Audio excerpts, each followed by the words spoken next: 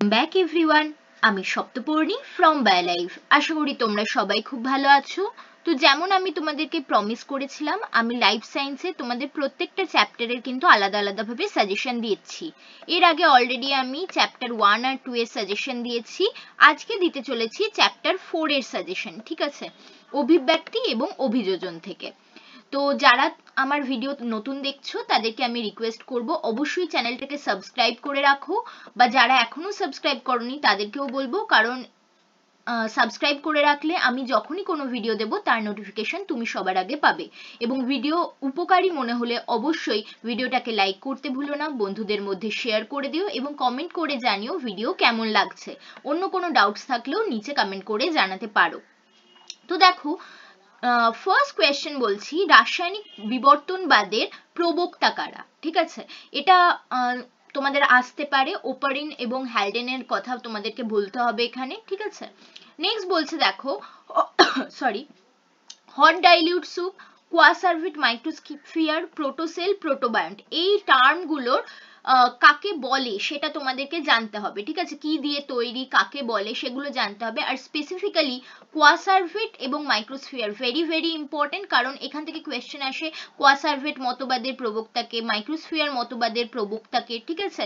এগুলো আসলে কি, কিভাবে কোয়াসার্ভিট বা মাইক্রোস্ফিয়ার থেকে প্রোটোসেল তৈরি হয় বা প্রোটোবায়ন্ট তৈরি হয়, ঠিক আছে, সেগুলোর থেকে কিন্তু কোয়েশ্চেন আসে।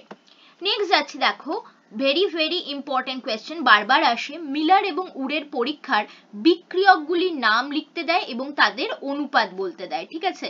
তো তোমাদের এটা কিন্তু ভেরি ইম্পর্টেন্ট কোয়েশ্চেন, বারবার এসেছে। অনেক সময় যে উৎপন্ন পদার্থগুলিরও নাম লিখতে দিতে পারে, তার মধ্যে এমন বলে দিতে পারে দুটি অ্যামাইনো অ্যাসিডের নাম লেখো বা একটি নাইট্রোজেন ক্ষারকের নাম লেখো, ঠিক আছে, এভাবে দিতে পারে। কখনো কখনো আবার এভাবেও দিতে পারে, তোমাকে বিক্রিয়াটির ব্যাপারে বলে দিল, দিয়ে বললো এই বিক্রিয়াটি কারা করেছিলেন, কোন বিজ্ঞানীরা, তাদের পুরো নাম লেখো। তখন কিন্তু বিজ্ঞানী মিলার এবং উডের পুরো নাম তোমাদেরকে জানতে হবে। তো এই কোয়েশ্চেনটার পাশে অবশ্যই কিন্তু স্টার মার্ক বসাও, এবং এখানেও মাইক্রোস্ফিয়ার, কোয়াসার্ভিট এবং প্রোটোসেল ভেরি ভেরি ইম্পর্টেন্ট, এই তিনটের পাশেও কিন্তু স্টার বসাও। ওকে, নেক্সট বলছে দেখো, পৃথিবী সৃষ্টির সময় আদিম পরিবেশের বৈশিষ্ট্য কি ছিল? এটাও তোমাদের 1 মার্কের জন্য আসতে পারে, যে অক্সিজেন বিহীন পরিবেশ ছিল এবং বিজারক ধর্মী পরিবেশ ছিল, উষ্ণতা অত্যাধিক বেশি ছিল, 5000 থেকে 6000 ডিগ্রি সেলসিয়াস টেম্পারেচার ছিল। এই পয়েন্টগুলো তখন তোমাদের কিন্তু লিখতে হবে। ওকে, নেক্সট বলছে দেখো, পরিবেশে প্রথম অক্সিজেন ত্যাগ এবং প্রথম স্থলচর চার পেয়ে প্রাণীর উদ্ভব, ঠিক আছে। এখান থেকেও আমরা দেখেছি দু একটা সেটে কোয়েশ্চেন এসেছে, যে এভাবে দিয়ে দিতে পারে সত্য মিথ্যা করে, যে প্রথম পরিবেশে অক্সিজেন ত্যাগ কোথা থেকে হয়েছিল, ঠিক আছে, কিছু একটা টার্ম দিয়ে দিল, তোমাকে সেটা সত্যি না মিথ্যা লিখতে হবে। বা প্রথম স্থলচর চার পেয়ে প্রাণী কিভাবে সৃষ্টি হয়েছিল, সেটারও সত্য মিথ্যা দিল, বা ডিরেক্ট কোয়েশ্চেন করলে এভাবে দিতে পারে। তো এটাও কিন্তু ইম্পর্টেন্ট। নেক্সট দেখো, ভেরি ভেরি ইম্পর্টেন্ট, মার্ক করো ল্যামার্কবাদ, ঠিক আছে। ল্যামার্কবাদের যে মতবাদের যে সূত্রগুলো রয়েছে তার মধ্যে ইম্পর্টেন্ট হচ্ছে অঙ্গের ব্যবহার অব্যবহারের সূত্র এবং অর্জিত বৈশিষ্ট্যের উত্তরাধিকার। এই দুটো সূত্র একেবারে খুব ভালোভাবে পড়ে যাবে, কারণ এখান থেকে কোয়েশ্চেন আসবেই। এছাড়া আর কি ভালোভাবে পড়বে, বিজ্ঞানী ল্যামার্কের পুরো নাম দেখে যাবে এবং অবশ্যই বিজ্ঞানী ল্যামার্কের লেখা বইটির নাম পড়ে যাবে, ঠিক আছে। তোমরা আমাকে কমেন্ট সেকশনে লিখে জানাও বিজ্ঞানী ল্যামার্কের বইয়ের নাম কি, ঠিক আছে।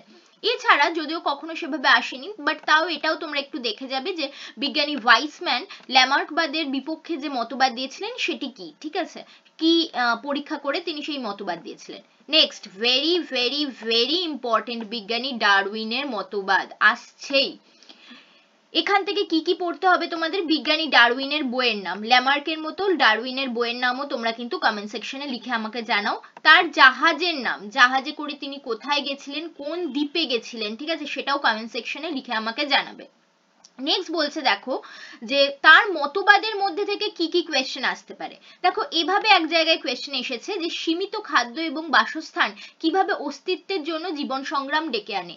এখানে তোমাদেরকে বলতে হবে খাদ্য এবং বাসস্থান যেহেতু আনলিমিটেড নয়, ঠিক আছে, সেটা সীমিত, তাই সেগুলির জন্য লড়াই হয়। সেটা কি কি ধরনের লড়াই হতে পারে, অন্তঃপ্রজাতি আন্তঃপ্রজাতির লড়াই হয়, এবং তার মাধ্যমে যারা জয়ী হয় তারাই টিকে থাকে, যারা জয়ী হতে পারে না তারা পৃথিবী থেকে ধীরে ধীরে বিলুপ্ত হয়ে যায়, ঠিক আছে। তো এভাবেই তোমাকে অ্যান্সারটা কিন্তু করতে হবে। তো এই কোয়েশ্চেনটা কিন্তু ইম্পর্টেন্ট।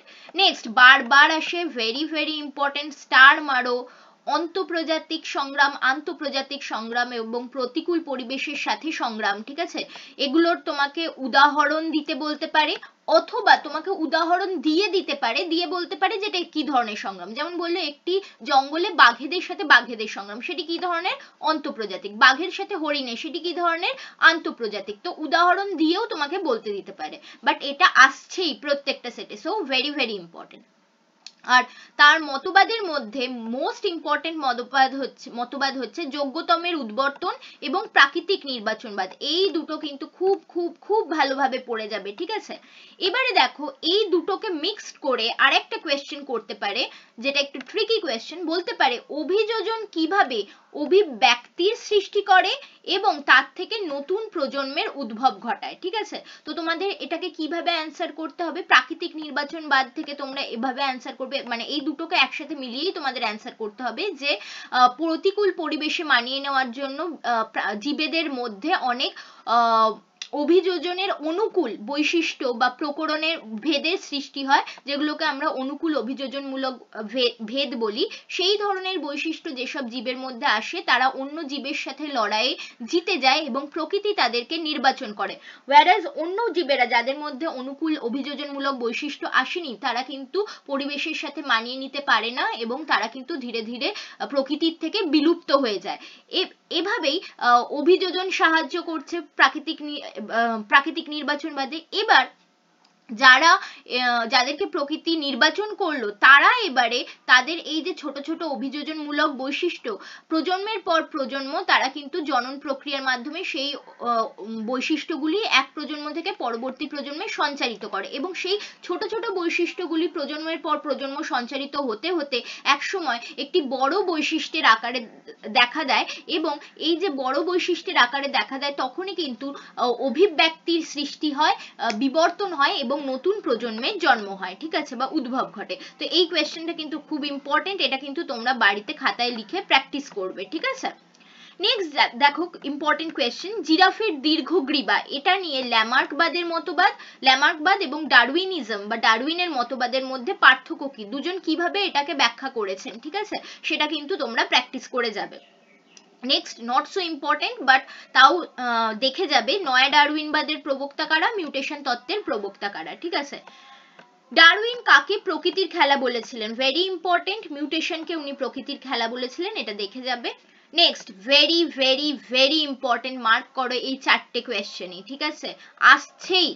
ঘোড়ার জীবাশ্মগুলির নাম তাদের উৎপত্তি কাল সহ, ঠিক আছে, অবশ্যই করে যাবে। ডন হর্স কাকে বলে এবং রোমান্থক ঘোড়া বা রুমিনেটিং হর্স কাকে বলে, কমেন্ট সেকশনে আমার অ্যান্সার চাই। ঘোড়ার বিবর্তনে যে কোনো চারটি বৈশিষ্ট্য লিখতে দিতে পারে বড় কোয়েশ্চেনে, অথবা তোমাকে বলতে পারে ঘোড়ার বিবর্তনে পায়ের আঙুলের সংখ্যা এবং দাঁতের গঠনের কি কি পরিবর্তন ঘটেছে, এই দুটো পরিবর্তন খুবই ইম্পর্টেন্ট, তো এই দুটো দিয়েও কোয়েশ্চেন করতে পারে, এই ফুল সেটটাই কিন্তু ভেরি ইম্পর্টেন্ট। নেক্সট জীবন্ত জীবাশ্মের উপর কোয়েশ্চেন আসতে পারে, এটি কাকে বলে এবং উদাহরণ দিতে বলতে পারে, যে একটি বা দুটি প্রাণীর উদাহরণ, একটি উদ্ভিদের উদাহরণ, ঠিক আছে। উদ্ভিদের মধ্যে তোমরা মনে রাখবে গিঙ্গো বাইলোবা হচ্ছে জীবান্ত জীবাশ্মের উদাহরণ, তোমায় বলতে পারে গিঙ্গো বাইলোবা কি, এভাবেও কিন্তু কোয়েশ্চেন করতে পারে, ওকে। নেক্সট দেখো ভেরি ইম্পর্টেন্ট, সমসংস্থ এবং সমবৃত্তীয় অঙ্গের কোয়েশ্চেন গুলো। দেখো এখান থেকে তোমাকে ডিরেক্টলি বলতে পারে সমসংস্থ অঙ্গ কাকে বলে বা সমবৃত্তীয় অঙ্গ কাকে বলে, তাদের বৈশিষ্ট্যগুলো লেখো বা কাকে বলে, এভাবে দিতে পারে। বলতে পারে এদের উদাহরণ দাও বলতে পারে, ঠিক আছে, অথবা অলরেডি ওরা উদাহরণ দেবে তোমাকে, দিয়ে তোমাকে কোয়েশ্চেন করতে পারে এগুলো সমবৃত্তি অঙ্গ না সমসংস্থ অঙ্গ। যেমন টেস্ট পেপারে আমরা যে যে উদাহরণগুলো পেয়েছি বারবার, সেগুলো হচ্ছে ক্যাকটাসের পত্রকণ্টক এবং পিঁয়াজের শল্কপত্র, ঠিক আছে, এটা সমসংস্থ না সমবৃত্তীয়, যেটা হবে সেটা কেন সেটাও কিন্তু এক্সপ্লেন করতে বলতে পারে, ঠিক আছে। নেক্সট বলতে পারে তিমির ফ্লিপার পাখির ডানা, এরম ভাবে কোয়েশ্চেন দিতে পারে, এরা তো সমসংস্থ অঙ্গ, কেন এদেরকে সমসংস্থ অঙ্গ বলা হচ্ছে, ঠিক আছে, সেরকম ভাবে কোয়েশ্চেন আসতে পারে। এছাড়া কুমড়োর আকর্ষ, বোগেনভিলিয়ার কাঁটা, এরাও সমসংস্থ অঙ্গ, কিন্তু কেন সমসংস্থ অঙ্গ সেটার অ্যান্সার করতে দিতে পারে। তোমরা কমেন্ট সেকশনে আমাকে লিখে জানাও এই দুটোকে কেন সমসংস্থ অঙ্গ বলা হয়, কুমড়োর আকর্ষ এবং বোগেনভিলিয়ার কাঁটা। এর আগে কিন্তু আমি করিয়েছি কোয়েশ্চেনটা, যারা ভিডিও ভালোভাবে ফলো করেছো এতদিন আমার, তারা কিন্তু পারবে অ্যান্সার করতে। নেক্সট সেম ভাবে সমবৃত্তি অঙ্গের থেকেও কিন্তু উদাহরণ দিয়ে প্রশ্ন দিতে পারে, যে পতঙ্গের ডানা, পাখির ডানা, বাদুড়ের প্যাটাজিয়াম কি ধরনের অঙ্গ এবং কেন এদেরকে সেই ধরনের অঙ্গ বলা হয়। আঙুর লতা মটরের আকর্ষ, এরা সমবৃত্তীয় অঙ্গ, কেন এদের সমবৃত্তীয় অঙ্গ বলা হয়, এভাবে কোয়েশ্চেন আসতে পারে। নেক্সট, এভাবে না দিয়ে ডিরেক্টলি আবার এরকম কোয়েশ্চেন আসতে পারে, সমসমস্ত এবং সমবৃত্তীয় অঙ্গের পার্থক্য লেখো, ঠিক আছে, সেখানে তোমাদেরকে কাকে বলে, এতে কি ধরনের অভিব্যক্তি দেখা যায়, উদাহরণ সহ তোমাদেরকে কিন্তু পার্থক্য লিখতে হবে। অথবা এভাবে কোয়েশ্চেন আসতে পারে, হোমোলজি অ্যানালজি বলতে কি বোঝো, অভিসারী এবং অপসারী অভিব্যক্তি বলতে কি বোঝো, এবং কোন ধরনের অঙ্গে কি ধরনের এই ধরনের অভিব্যক্তি দেখা যায়। অভিসারী অভিব্যক্তি দেখা যায় আমাদের সমস্ত অঙ্গে, অপসারী অভিব্যক্তি দেখা যায়, অভিসারী অভিব্যক্তি দেখা যায় আমাদের সমবৃত্তীয় অঙ্গে, এবং অপসারী অভিব্যক্তি দেখা যায় আমাদের সমস্ত অঙ্গে, ঠিক আছে। তো এই পুরো পার্টটাই কিন্তু ভেরি ইম্পর্টেন্ট, মার্ক করে রাখো। নেক্সট, তোমাদেরকে নিষ্ক্রিয় অঙ্গের থেকে কোয়েশ্চেন দিতে পারে, যে নিষ্ক্রিয় অঙ্গ বলতে কি বোঝো, উদাহরণ দাও, দুটি মানুষের বা প্রাণীর নিষ্ক্রিয় অঙ্গের উদাহরণ দাও, দুটি উদ্ভিজ্জ উদাহরণ দাও, ঠিক আছে, এভাবে দিতে পারে। এছাড়া এখান থেকে শর্ট কোয়েশ্চেন হিসেবে বলতে পারে নিকটিটেটিং পর্দা কাকে বলে, প্রিকা সেমিলুনারিস কি, ঠিক আছে, এগুলো আমি আগে ডিসকাস করে দিয়েছি, সো এখানে আমি আর বলছি না, ঠিক আছে। তো এই ধরনের কোয়েশ্চেন আসতে পারে। এখান থেকে আরো একটা কোয়েশ্চেন করতে পারে যে গিনিপিগের সিকাম সেটি একটি সক্রিয় অঙ্গ নাকি নিষ্ক্রিয় অঙ্গ, বলো তো গিনিপিগের সিকাম সক্রিয় না নিষ্ক্রিয়, নিচে কমেন্ট সেকশনে অ্যান্সার করে জানাও।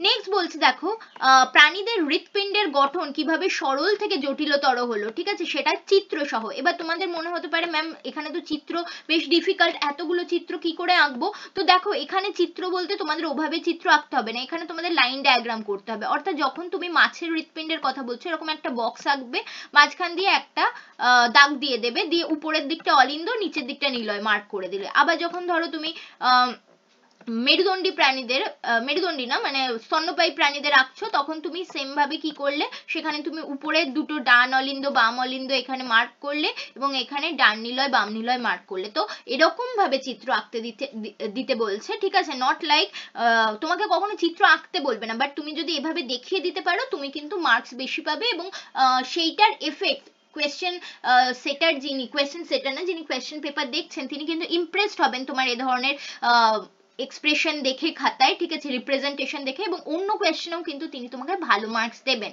ঠিক আছে, ইমপ্রেসড হয়ে যাবেন।